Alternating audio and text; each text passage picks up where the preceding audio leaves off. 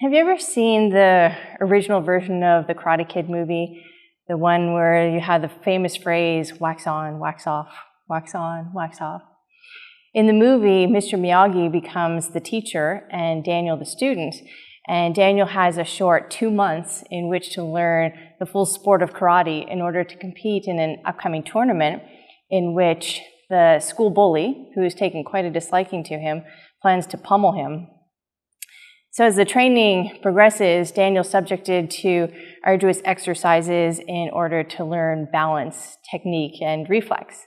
And this is where the phrase wax on, wax off comes from.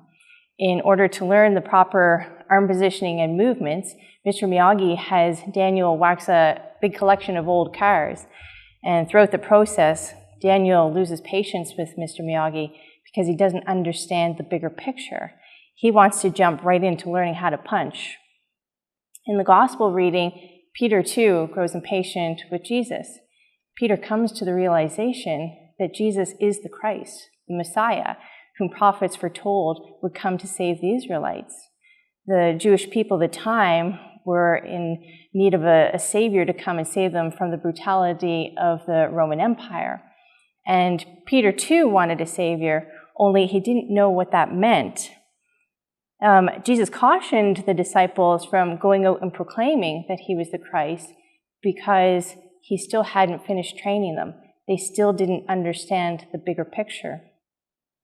Imagine if Daniel had competed in the tournament before understanding how the techniques he was learning applied to real karate moves.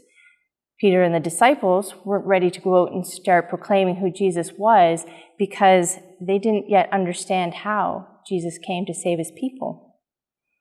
When Jesus does begin to prepare the disciples by speaking to them honestly about his crucifixion, Peter doesn't want anything to do with it. Peter is quite willing to accept the good without the bad.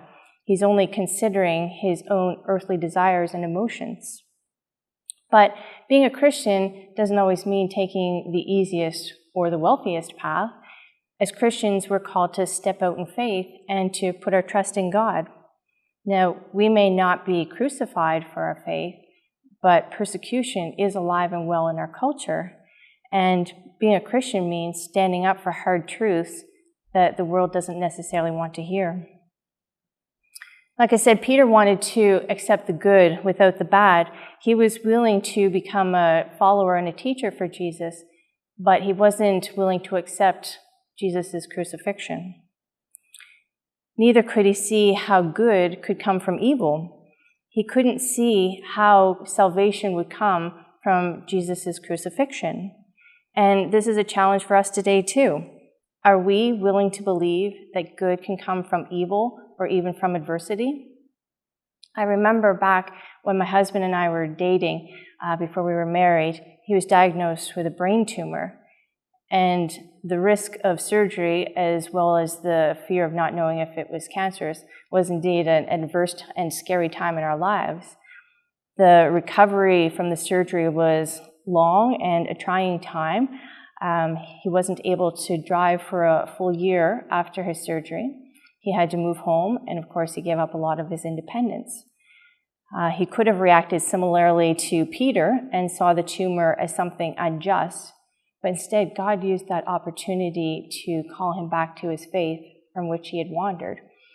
He sought out his faith to get him through that time. Just like Peter and Daniel, we don't have the full bigger picture either.